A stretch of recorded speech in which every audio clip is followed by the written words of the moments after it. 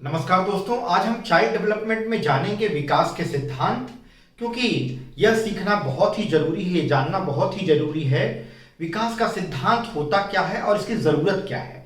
बच्चा मित्रों जब एक अवस्था से दूसरी अवस्था में प्रवेश करता है तो उसमें कुछ परिवर्तन होते हैं और ये जो विकास होता है उसका वो एक सिद्धांत फॉलो करता है।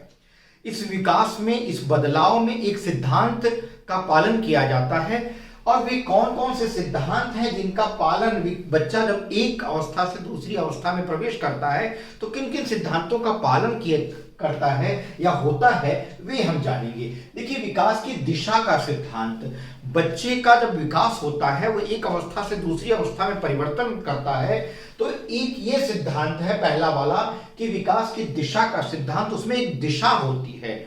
जब बच्चे का विकास मां के गर्भ में होता है तो बच्चे का जो विकास होता है एक निश्चित दिशा में होता है। और वह दिशा क्या है? वह सिर से लेकर के पांव की दिशा की तरफ, यानी सिर से लेकर के पांव की तरफ उसके शरीर का विकास होता है। पहले मस्तिष्क विकास करता है, यानी सिर विकास करता है, सिर बनता है, और इसके बाद धड़ और बाद में हाथ और पांव। तो विकास की एक दिशा उसमें दिखाई देती है जब बच्चे का डेवलपमेंट, बच्चे का विकास मां के गर्भ में होता है। दूसरा सिद्धांत देखते हैं, निरंतर विकास का सिद्धांत। निरंतर विकास का सिद्धांत का मतलब है कि बालक के अंदर या बच्चे के अंदर जो डेवलपमेंट होता है, जो विकास होता है, वह निरंतर चलता रहता है। यह निरंतर चलने वाली प्रक्रिया है जो विकास कहलाती है। लेकिन यह जरूरी नहीं है कि वह एक गति या एक समान गति से चले। कभी वो धीमी हो सकती, कभी तेज होती है, लेकिन उसमें निरंतरता जो है, वो कंटिन्यूटी है, वो लगातार बनी रहती है। तो दूसरा सिद्धांत जो है निरंतर विकास का सिद्धांत है। तीसरी चीज है विकास क्रम का सिद्धांत। विकास क्रम का सिद्धांत में हम क्या जानेंगे? विकास क्रम में ये जानेंगे कि विकास में एक निश्चित क्रम होता है। बच्चे का जो विकास होता है तो उसमें एक निश्चित क्रम पाया जाता है। क्रम का मतलब है सीक्वेंस।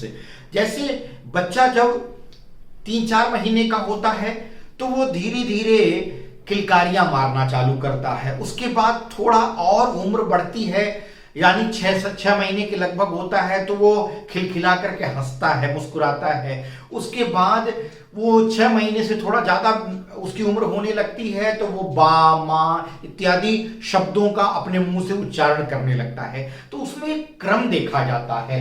तो तीसरा मतलब है विकास क्रम का सिद्धांत, मतलब बच्चे का जो इस तरह से विकास होता है, एक अवस्था से दूसरी अवस्था में जब वो एंटर करता है तो उसमें भी एक क्रम दिखाई देता है। तो पहला हो गया दिशा का सिद्धांत, दूसरा हो गया विकास का सिद्धांत, निरंतर विकास का सिद्धांत, तीसरा हो गया विकास क्रम का सिद्धांत। विकास में क्रम होता है, सीक्वेंस होता है। चौथी चीज है विकास की गति में वैयक्तिक भिन्नता का सिद्धांत। इसमें क्या होता है कि विकास जब होता है तो वैयक्तिक भिन्नता उसमें पाई जाती है। पर्सन टू पर्सन ये डिफरेंट होता है। हर एक बच्चे का विकास एक जैसा नहीं होता। एक बच्चे का विकास किसी अन्य तरह से हो रहा है तो दूसरे बच्चे में जो विकास है वो सिमिलर नहीं पाया जा सकता। ये कोई जरूरी नहीं है।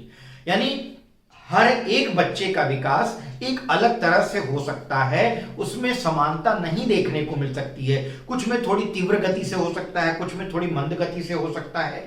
तो ये होता है। तो विकास क्रम में जो है वो वैयक्तिक यानी पर्सनल, इंडिविजुअल लेवल पर एक भिन्नता पाई जाती है। परस्पर संबंध का सिद्धांत। परस्पर संबंध का सिद्धांत का मतलब है मानसिक, सामाजिक और वैयक्तिक जो कुछ भी उसके अंदर डेवलपमेंट होता है बच्चे के अंदर, वह जो है उसमें एक संबंध होता है, उसमें एक रिलेशन होता है।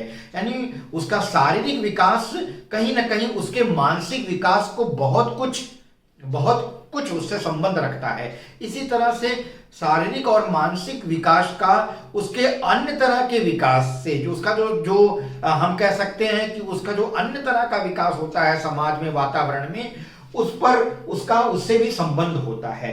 तो शारीरिक विकास जिस तरह से हो रहा है उस तरह से उसका संबंध कहीं ना कहीं उसके मानसिक विकास से होता है और वो मानसिक विकास को प्रभावित करता है। इस तरह से मानसिक विकास उसके सामाजिक विकास को प्रभावित करता है। यह एक उसमें क्या देखने को मिलता है, उसमें इंटर रिलेशन देखने को मिलता है, आपसी संबंध देखने को मिलता है, चाहे वो शारीरिक विकास हो, मानसिक विकास हो, सामाजिक विकास हो, आध्यात्मिक विकास हो, किसी भी तरह का विकास हो, उसमें आपस में एक संबंध दिखाई देता है। आगे छठवीं बात है समान प्रतिमान का सिद्धांत। समान प्रतिमान का सिद्धांत का मतलब है कि चाहे वो मनुष्य प्राणी जाति के लिए हो या कि प्राणी के लिए हो या मानव जाति के लिए हो, सब में विकास का एक निश्चित सिद्धांत होता है। कहने का मतलब है कि मनुष्य का बच्चा, मानव जाति का जो विकास है वो मानव जाति की तरह से होता है। ऐसा नहीं कि उसमें पशुवत कोई लक्षण दिखाई देने लगे या उसमें जानवरों का कोई लक्षण दिखाई देने लगे। इसी तरह से जानवर के बच्चों में, उनमें जो प्राणियों, जो विशेष प्राणी हैं, उनमें जैसा उनका वंशानुक्रम होता है, जैसे उनकी प्रजाति में डेवलपमेंट देखने को मिलता है, उसी तरह से देखने को मिलता है। ऐसा नहीं है कि प्राणी के लक्षण मानव के लक्षण से मिलते जुलते हों या मानव के लक्षण प्राणियों से मिलते जुलते हों, ऐसा डेवलपमेंट नहीं होता है। हर एक जीव जंतु, प्राणी, मानव जाति में विकास उसकी जाति के अनुकूल होता है। तो कहने का मतलब है समान प्रतिमान का सिद्धांत होता है, सामान्य से विशिष्ट प्रतिक्रियाओं का सिद्धांत होता है। यह एक अवस्था से दूसरी अवस्था में जब बालक प्रवेश करता है तो उसमें देखा जाता है कि वो सामान्य से विशिष्ट प्रतिक्रियाएं करता है।